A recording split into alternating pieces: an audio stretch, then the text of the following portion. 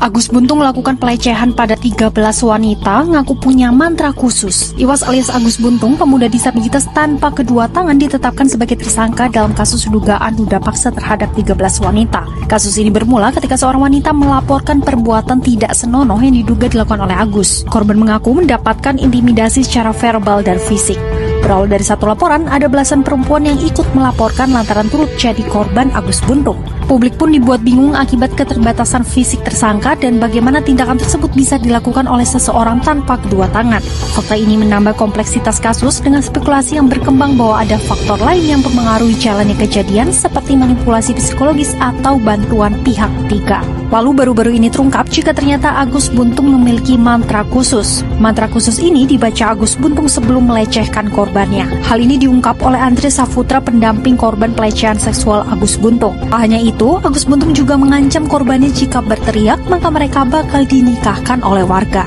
Tindak asusilanya pada 15 korban di Mataram. Rekonstruksi dilakukan di 3 titik pada Rabu 11 Desember 2024. Didampingi oleh ibu kandung dan tim pengacara. Assalamualaikum warahmatullahi wabarakatuh. Baik teman-teman semua, kita sudah melihat video yang kita tampilkan di awal tadi. Maka kita akan membahas yang namanya pelecehan seksual ataupun perbuatan zina dalam perspektif tafsir Al-Azhar, karya ulama Nusantara kita, yaitu Buya Hamka. Yang mana perbuatan tersebut sangatlah dibenci oleh agama kita dan sangat dibenci oleh Allah Subhanahu wa taala. Al-Quran sendiri sudah menegaskan dalam surah Al-Isra ayat 32, yang mana ayat tersebut berbunyi, A'udzubillahi minasyaitonirrajim, Bismillahirrahmanirrahim, wala taqrabuz zina innahu kana fahisyatan wa sa'a sabila. Yang mana artinya janganlah kamu mendekati zina, sesungguhnya zina itu adalah perbuatan keji dan jalannya kemaksiatan ataupun jalan terburuk. Nah, dalam tafsirnya Hamka menyebutkan bahwasanya zina itu semua perilaku persetubuhan yang tidak disahkan terlebih dahulu dengan yang namanya nikah. Hamka juga menjelaskan arti dari kalimat janganlah kamu mendekati zina. Nah, karena baik laki-laki maupun perempuan pasti memiliki yang namanya nafsu seksual.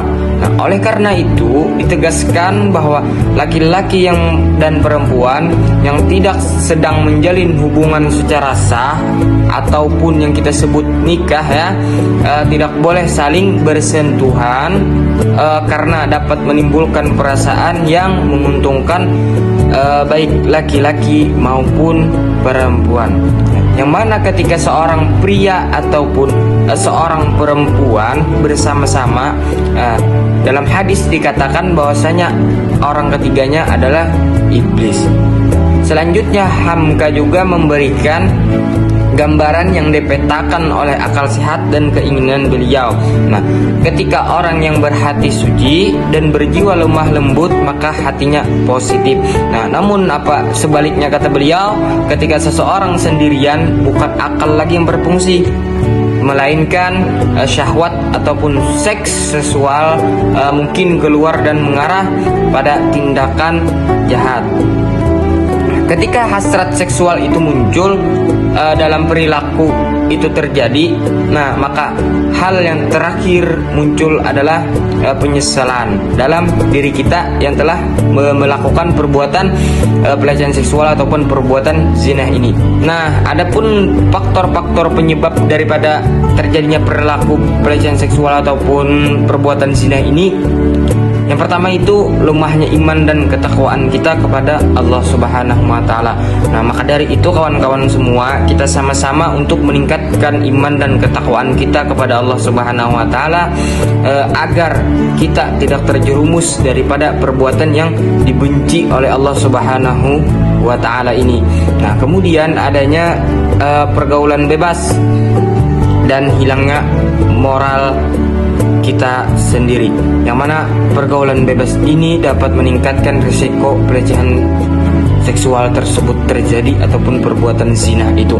Maka kita semua harus membatasi daripada pergaulan yang kita kita lakukan di setiap aktivitas kita. Baik teman-teman, dari kesimpulan pembahasan kita kali ini, kita dilarang oleh Allah Subhanahu wa taala untuk melakukan pelecehan seksual ataupun perbuatan zina, yang mana perbuatan tersebut sangatlah dilarang oleh Allah Subhanahu wa taala.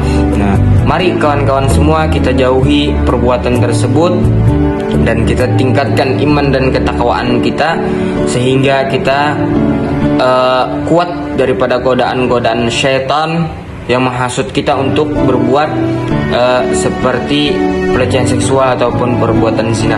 Mari kawan-kawan semua kita saling menghormati antara laki-laki maupun perempuan. Mungkin sampai sini saya salah hilap, saya mohon maaf. Wabillahi taufik wal hidayah, wallahu muwaffiq ila aqwamit thoriq. Wassalamualaikum warahmatullahi wabarakatuh.